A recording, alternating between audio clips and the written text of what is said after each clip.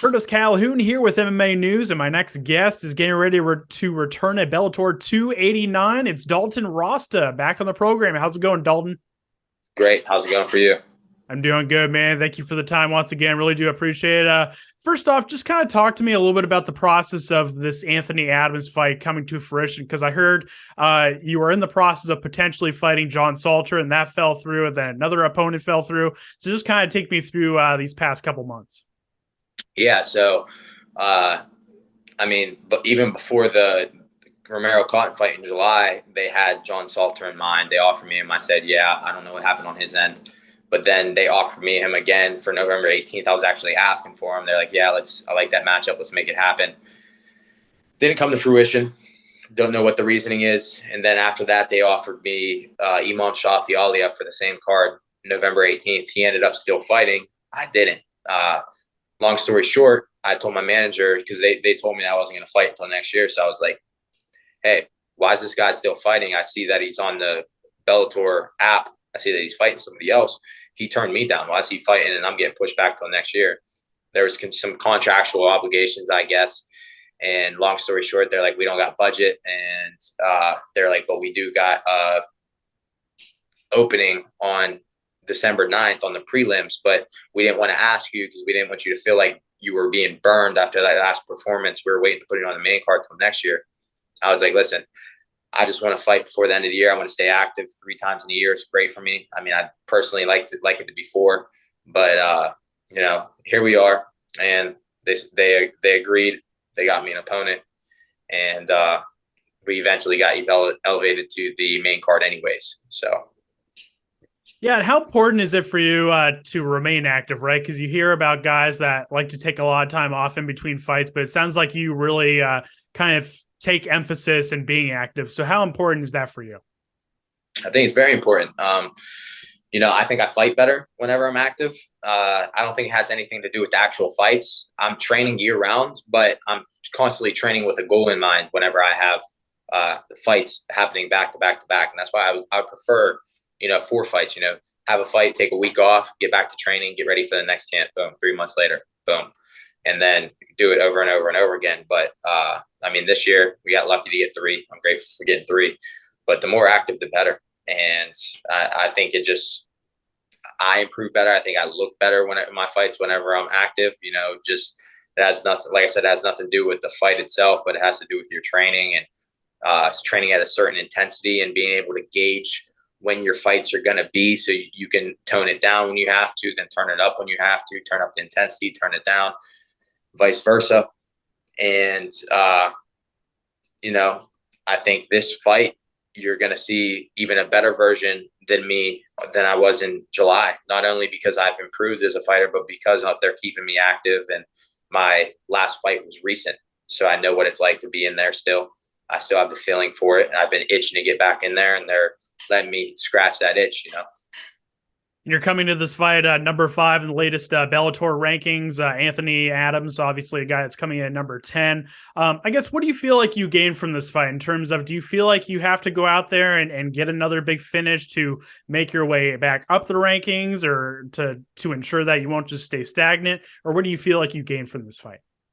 So I don't feel any pressure of needing a finish, but the goal is to go out there and get a finish. I'm not getting a finish for Bellator. I'm not getting a finish for the fans. I'm getting a finish for myself. It keeps the decision out of the judges' hands, and the judges have messed up some pretty bad decisions. So I want to prevent that from happening.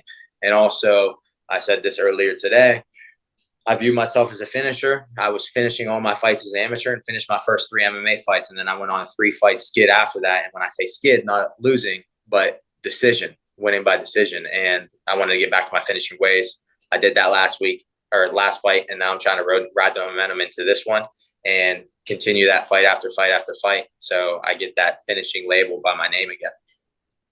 And Yoel Romero is a guy that's potentially moving back down to 185. He's been calling for an immediate title shot. I guess, what are your thoughts on that? And especially with his history of weight cutting issues, do you feel like that's a potential fight we could see between you and Yoel in the future?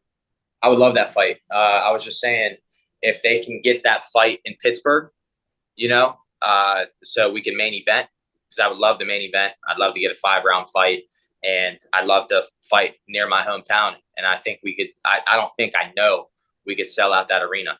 There was somebody with a big name, a big draw like him, and then an upcoming prospect like myself with the fan base I already have there. Plus, it's a big fight town. There's a lot of boxing history there, a lot of boxing history in Youngstown, which is only 50 minutes away. And then you have Cleveland, which is an hour and a half, another big fight city as well. And then you have just people that love going to sporting events, and they haven't had fighting in Pittsburgh yet. So Bellator, it would be a great place to debut for Bellator, and it'd be a great main event to put on for me against Yoel Romero. And speaking of other events too, obviously Bellator is hosting a RIZIN cross-promotional event at the end of this year. Obviously, it's getting a lot of hype. Obviously, it's probably way too last minute to get on that event, but in terms of any future cross-promotional events with Bellator and other promotions, would that be of interest to you to get involved in those Bellator RIZIN events? Oh yeah, it'd be of interest. I mean, I don't know how they pick those guys. It's not always the champ. It's not always the number one contender. So I don't know what the criteria is for that, but if that ever comes across my table or comes across my desk, I'll more than happily sign the dotted line. I got you, man. And you mentioned something really interesting in another interview with my colleague, James Lynch, that I want to talk on. You mentioned that you don't have a nutritionist and that you take pride in, kind of taking control of what's going in your body and monitoring your nutrition and all that. I guess kind of give me the reasoning behind that, and how big is that for you to have more control over, what's going on in your body? Like I said with him, I don't want to get a lot of people going, but there's a lot of people that don't know what they're doing. And I'm not about to be a guinea pig for anybody. You see this in high school, you see it in college. Everybody knows there's cheaters in class that pass, they have good grades, they get out of school, they get their degree in college, but they didn't necessarily do it the right way or the correct way. They might have cheated. They might have just skated by. They might have crammed all the information after a test and then forgot it all after that. And they might have just been doing it just with the intention of getting the degree, making some money and then being out. They might not necessarily have a passion for it or really know what they're doing. And a lot of these people don't have a continuing education. And I see a lot of stuff that a lot of these people implement that just is wrong, and then their reasoning behind it is like, or their argument whenever you say it's wrong is, I've been doing this for 10 years. It's like, okay, I've been driving on the road for 10 years. I've had my license for 10 years. Doesn't make me a good driver.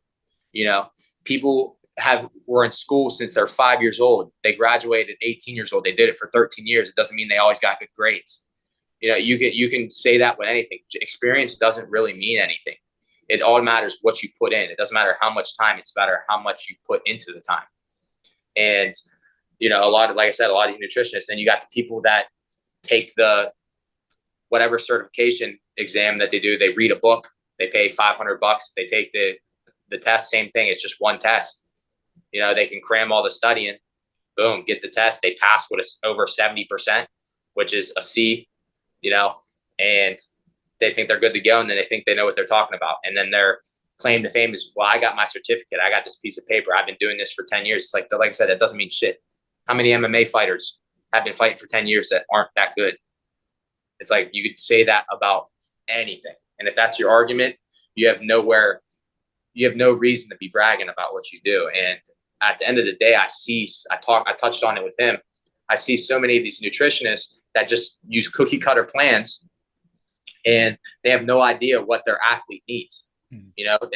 It's all dependent on their sport. They might be doing a weight cut, but what carbs or what macros, carbs, fats, proteins do they need, and does their body actually use? You have to do a test to find out what macros that person uses and tailor that to that. And then you also have to monitor their metrics, with a Whoop or a Oura Ring or a Halo by Amazon or an Apple Watch or something that monitors your blood oxygen level, your resting heart rate, your HRV, all these different metrics that are signs of inflammation, signs of general wellness, signs of health, signs of aerobic health and anaerobic health, etc. And they track your workouts, they track your sleep. You don't know how some of this food might be affecting your sleep, how it might be affecting your resting heart rate, your HRV. It might be causing inflammation. And that's why it's also essential to get a food intolerance test or allergy test done to see what you're allergic to or what you're intolerant to. So you're making sure you're not eating those foods, because you might be intolerant to chicken. And their cookie cutter plan is like, okay, you're going to eat chicken every meal. And then you're going to eat rice at this meal. You're going to eat potatoes at this one. And then your fat is going to be almonds. Your fat's going to be avocado. And then let's look at that allergy test again. Is avocado and almonds on there? Oh, shit, we don't know because we didn't have you take it, you know? So there's so much wrong with what these people do. It's a saturated market. It's easy to get into, low barrier of entry. And everybody gets into it. It's like whenever you learn in college about barriers of entry, high barrier entry, it's really hard to get in, but it's very profitable. And very little people have expertise in there. And that's what makes it so profitable. But something like personal training and nutrition and all, it's low barrier of entry. You take an exam, you read a book, pay $500, takes an exam. Anybody on this planet who can pass that test can get it. Very low barrier of entry. But you have no statistics, nothing backing what you're doing, and you're not using any of the tools or metrics or tests or anything that you could to be further developing your craft and actually see how what you're implementing with your athlete is actually working. So I'm not going to be somebody's guinea pig. I don't want to keep rambling on about this, but at the end of the day, I know what works best for me. I get the allergy test done. I wear an Oura ring. I was wearing a Whoop before. I track my sleep with an 8 sleep. I've done several weight cuts. Most of these nutritionists never done a weight cut in their life, and they're telling you what you should and shouldn't do. I see them telling people to stop taking electrolytes the whole week of, and then the food that they have them eating, they're still struggling to make weight on the last day, and it's taking them 6 hours to cut all the weight. It takes me 1 hour, and I drink electrolytes all the way up until I start my weight cut. You know what I mean? And I eat the day before, and I drink a gallon of water the day before. And a lot of these other fighters I see cutting on the card, the last water they drink is 24 hours before weigh-ins. The last food they eat is 24 hours before weigh-ins. And it's like, that's not good for your body. So it's just not for me. And there are some nutritionists out there that do know what they're doing, but they're few and far between. And it makes them a lot less, they don't get the recognition that they deserve because there's too many people that are fucking it up. Yeah, and a quick follow-up on that, if I may, too. So do you kind of feel like if you did have a nutritionist, it would do almost more harm than good? Because obviously you'd probably still make the weight and all that, but the process in terms of getting there would still be really hard and arguably even harder because obviously you don't have control over what's going on in your body. So do you feel like that's kind of the case in terms of there would be way more cons than pros in terms of having a nutritionist? Yes, and you don't know how it's going to affect you in the fight. You still might get the weight off, but you don't know how your performance is affected. You don't know how, when you're doing that, how your body's going to hold on to water leading up to the fight. You don't know these. There's too many variables. And when you're doing something that it works. And I hate the saying, if it's not broke, don't fix it, because you want to constantly evolve. But something like this, whenever it works and you feel great and you see the data with an Oura ring or a Whoop, and you constantly see results and you constantly make weight and you're making it quicker than everybody else and you don't feel drained, you feel great, your statistics are great, you don't want to change it up. The only way you change it up is if your body develops an intolerance to something. That's why you continually get blood work done and these allergy tests and everything done. And at the end of the day, like, this is one of those few things that I would attribute that saying to, that I really don't like. If it's not broke, don't fix it. I totally got you, man. And I want to get your thoughts on a couple of other big fights taking place. Bellator 289, obviously right there at the top. We have Danny Sabatello and Raufeon Stots. How do you see that fight playing out? I'm sure you probably have a little bit of bias with Sabatello being your teammate, but what can fans expect with that matchup? Yeah, I think Danny's going to win by decision or a late stoppage. Obviously Danny doesn't have the most power. He's my friend, but he's not known as really a knockout artist, but he's known to smother people. So he's fighting another wrestler who's a good wrestler, national champ. Don't get me wrong, but look what I did to Romero, who's a 3-time national champ. You know what I mean? I out-wrestled him, stuffed every single takedown, then knocked him out. And he got tired because he was shooting all these takedowns that he wasn't successful on. And it starts demoralizing them.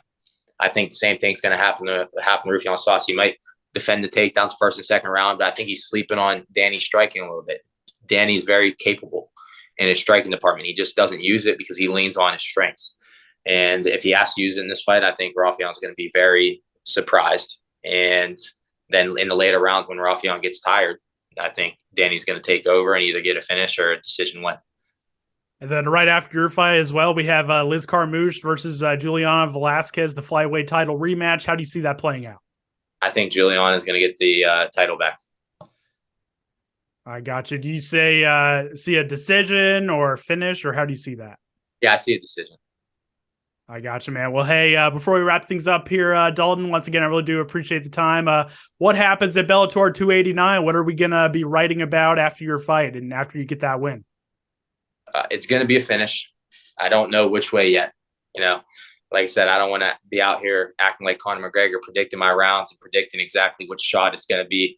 But I think I could finish this fight anywhere, whether it's a knockout on the feet, whether it's TKO on the ground or a submission.